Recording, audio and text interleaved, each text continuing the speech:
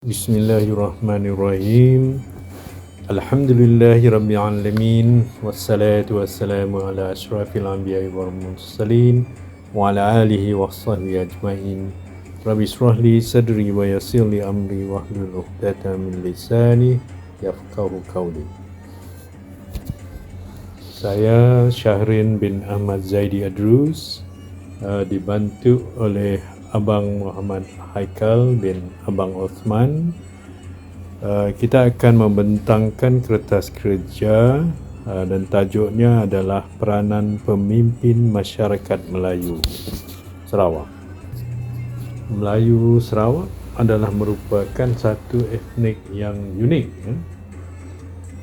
dan mengikut pelbagai catatan, antaranya adalah daripada tulisan yang berbahagia Datuk Dr. Sanif Said yang merupakan sejarawan negeri Sarawak yang ulung, dan juga Datuk Dr. Jeniri Amir.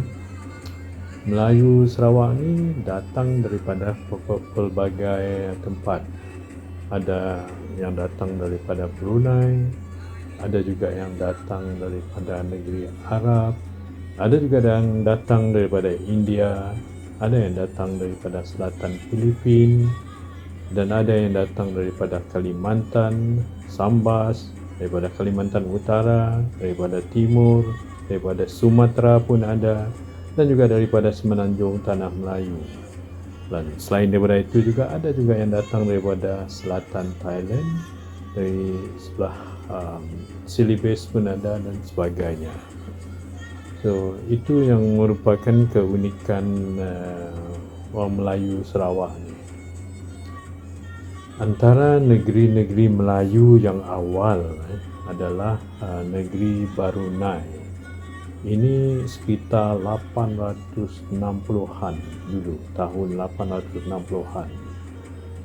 Dari Banjarmasin, Sukadana, Sampit, Bolongan, Pasir, Matan, Sambas, Pontianak, Sanggau, Landak, Sintang, Putu Sibau yang kini dalam Republik Indonesia lah. Dan dalam catatan Datuk Sanif juga terdapat beberapa negeri di Sarawak dulu, negeri orang Melayu. Antaranya adalah Santubong pada tahun 600-an dulu. Lepas itu Samarahan 1200, Sawaku Sarawak di tahun 13,065. Lepas itu Kelakar 1365 dan Melanau 1365. Ternyata dari catatan itu negeri-negeri Melayu itu adalah antara yang terawal sekali di Sarawak. Kita adalah merupakan penduduk asal di sini, bukan kita datang kemudian seperti apa yang dinyatakan oleh beberapa pihak yang tidak bertanggungjawab. Dan dari segi penduduk Sarawak pada setakat inilah tahun 2022 ini adalah sekitar 700,000. 700,000 penduduk ini adalah merupakan yang kedua terbanyak di Sarawak. Yang paling banyak sekali adalah penduduk Iban. Tapi dalam jangkaan saya, kalau mengikut pertumbuhan penduduk kita ni, sebab pertumbuhan penduduk kita adalah lebih pesat daripada Iban, etnik Iban, bermakna dalam tahun 2030 nanti kita akan menjadi sama banyak atau lebih banyak daripada penduduk Iban di Sarawak. Itu pun tergantung kepada pertumbuhan penduduk kita. Kalau kita masih maintain sekitar setiap keluarga ada 4 anak tu, bermakna insyaAllah kita akan dapat mencapaikan sebagai penduduk yang paling ramai sekali di Sarawak pada ketika itu kelak. Nah, kita balik kepada tajuk kita pada hari ini adalah pemimpin-pemimpin masyarakat kita. So, kalau kita tengok di Sarawak ni, kita ni amat bertuah lah. Sebab daripada awal dulu sejak independen kita dah dapat beberapa pemimpin-pemimpin masyarakat ini, pemimpin-pemimpin dalam kerajaan ini adalah berbangsa Melayu. Yang pertama kali kalau kita lihat dari Governor Sarawak tu, daripada Governor yang pertama dulu sehingga Governor sekarang ni semuanya daripada bangsa Melayu. Ya, yang pertama sekali dulu adalah Tun Datuk Abang Haji Openg, yang merupakan adalah bapa kepada Premier kita sekarang. Yang kedua adalah Tun Datuk Petinggi Tengku Haji Bujang.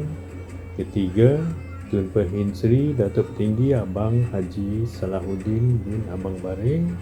Dan selepas itu Tun Datuk Petinggi Haji Abdul Rahman Yaakob. Dan seterusnya adalah Tun Datuk Petinggi Haji Ahmad Zaidi Adrus. Dan selepas itu pula adalah Tun Perhin Seri Datuk Petinggi Abang Haji Salahuddin bin Abang Baring dilantik semula sebagai Governor Sarawak. Dan sekarang ini adalah Tun Perhin Seri Haji Abdul Taib Mahmud daripada tahun 2014 sehingga sekarang. Ya. Dan selain daripada Governor Sarawak, dari segi Ketua Menteri juga adalah orang Melayu juga. Ketua Menteri yang ketiga Sarawak adalah Datuk Petinggi Abdul Rahman Yaakob. Dan selepas itu adalah Perhin Seri Dr. Haji Abdul Taib Mahmud. Dan selepas itu pula adalah Perhin Seri Tan Sri Haji Adnan Haji Satem atau lebih dikenali dengan Tok Nan. Dan sekarang ini Premier kita adalah Tan Sri Datuk Petinggi Dr. Abang Haji Abdul Rahman Zohari bin Tun Abang Haji Openg. Dan lebih suka dikenali dengan Abang Jo kita.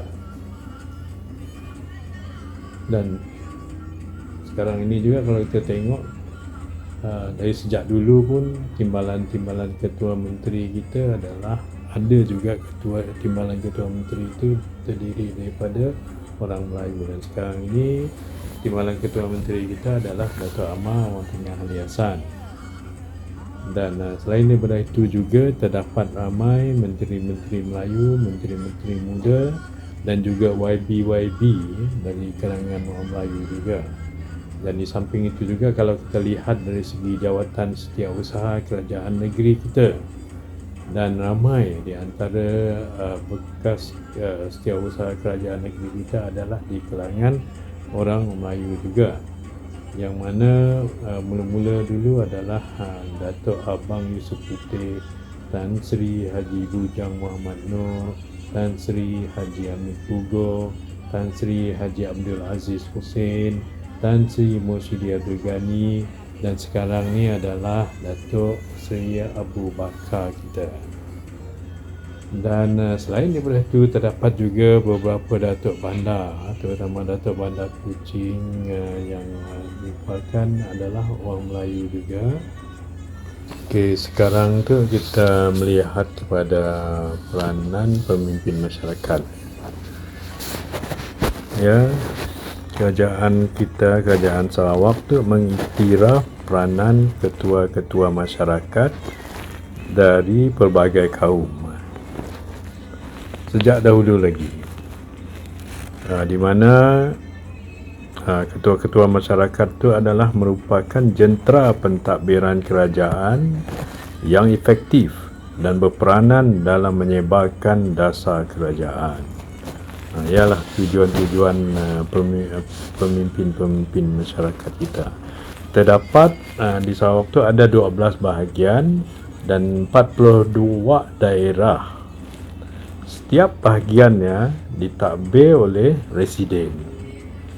Dan residennya, setiap residen dibantu oleh beberapa pegawai daerah.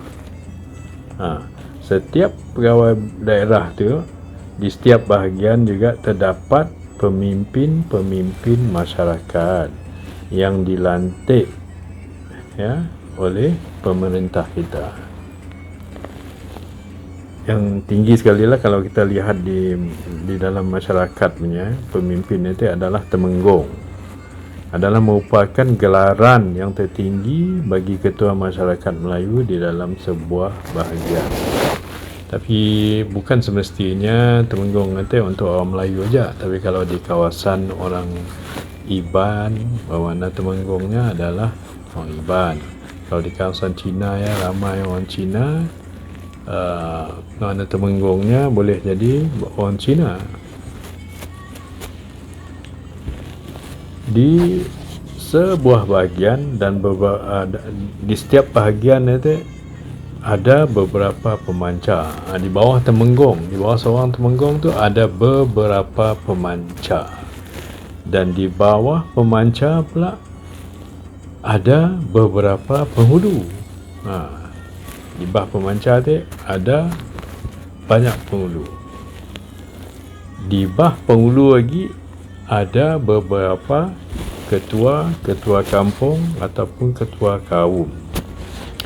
Ketua kampung tu berperanannya adalah menjaga kesejahteraan dan keharmonian sebuah kampung. Yang paling penting sekali lah tanggungjawabnya. Dan di bawah setiap ketua kampung itu ada jawatan kuasa kemajuan dan keselamatan kampung ataupun JKKK yang mewakili suara penduduk-penduduk kampung. Dahya ada beberapa tugas-tugas ketua masyarakat. Yang pertama, menyelia ketua-ketua dan pegawai-pegawai di bawah sidak. Misal kata yang Temenggung tu jaga dak pemancar-pemancar. Yang pemancar itu tanggungjawab kepada penghulu-penghulu. Yang penghulu tu tanggungjawab kepada KK. Yang KK tu tanggungjawab kepada JKK. Macam ni. Pasal juga ketua-ketua masyarakat tu masing-masingnya mewakili masyarakat di dalam mesyuarat di pelbagai peringkat. So masing-masing sidak Temenggung, dak pemancar, dak ketua kampung, dak penghulu itu nya kadang-kadang dipanggil untuk mewakili masyarakat dalam apa-apa mesyuarat di peringkat negeri ataupun di peringkat daerah ataupun di peringkat bahagian. Selepasnya adalah tanggungjawab pemimpin masyarakat itu menjaga kebajikan masyarakat di bawah tanggungjawab sidaya. So apa aja keperluan masyarakat ya adalah tanggungjawab sidak pemimpin-pemimpinnya. Membantu pegawai-pegawai kerajaan dalam melaksanakan tugas-tugas mereka. Ia adalah merupakan tanggungjawab seterusnya. Contohnya misalnya kata sidak membantu pegawai-pegawai kesihatan dalam sidak melaksanakan tugas-tugasan berkaitan dengan kesihatan penduduk ataupun sebarang projek-projek yang dipolah di kampung-kampung adalah tanggungjawab sidak ketua-ketua masyarakat untuk membantu memastikan kelancaran projek-projek yang dilaksanakan di kampung-kampung tu. Dan sidak ketua masyarakat itu adalah merupakan sebagai penasihat juga atau mempengurusikan jawatan kuasa yang di bawah sidak pun jagaan dia. Bermakna setiap ketua masyarakat tu mesti ada berpengalaman dan boleh memimpin setiap mesyuarat, mempengurusi setiap mesyuarat. Dahya pemimpin masyarakat juga bertanggungjawab menggalakkan penduduk menyertai kegiatan anjuran kerajaan. So kalau ada apa-apa yang dipolah oleh kerajaan, gotong royong kerja-kerja berkaitan dengan kebersihan, kesihatan dan sebagainya, ialah ketua-ketua masyarakat ialah yang memastikan supaya kerjaya dapat dilaksanakan dengan sebaik mungkin. Budaya pemimpin-pemimpin masyarakat juga memastikan agenda kerajaannya tercapai. Jangan misalnya kata ada kempen-kempen misal kata sifar kemiskinan. ketua-ketua masyarakat yang memastikan bahawa seada penduduk yang miskin lagi di kampung Sidaya. Ya, kalau ada projek-projek pertanian nanti, segala projek pertanian yang ingin dilaksanakan oleh kerajaan dapat dilaksanakan dengan cemerlang. Ya, penting. Dan selain daripada sidang ketua masyarakat itu juga adalah merupakan bertanggungjawab untuk mengumpul maklumat masyarakat apabila diperlukan. Untuk maklumat contohnya macam statistik ataupun mengumpulkan segala isu-isu yang dihadapi oleh setiap lapisan masyarakat supaya dapat dibawa kepada pihak-pihak yang bertanggungjawab lah untuk memastikan supaya dapat diselesaikan segala masalah-masalah yang dihadapi orang-orang di setiap kampung dan daerah. So selain daripada juga ketua masyarakatnya adalah bertanggungjawab untuk melaksanakan sebarang tugas yang diarahkan oleh kerajaan dari semasa ke semasa. Itu penting. Bermakna selain daripada apa yang dinyatakan di atas tadi, bermakna sekiranya diperlu untuk melaksanakan apa-apa tugasan, Sidaya siap sedia untuk melakukannya, untuk memastikan kelancaran apa-apa saja program yang ingin dilaksanakan, termasuk semasa ada bencana berlaku ataupun musibah yang berlaku di mana-mana kawasan dan daerah, supaya cepat bantuan diberi.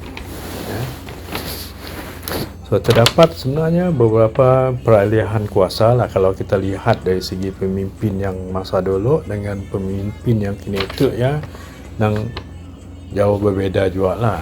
Kalau dulu pemimpin masyarakat Islam itu semua boleh dikatakan apa-apa aja hal dari segi hal agama sampaikan hal jenayah ke apa aja di kampung itu adalah tanggungjawab pemimpin masyarakat. Tapi dah kini itu kuasa yang untuk pelbagai isu itu adalah telah diagihkan kepada pihak-pihak yang tertentu lah. Misal kata hal agama adalah lebih diserahkan kepada pihak kehakiman, pihak jais dan sebagainya.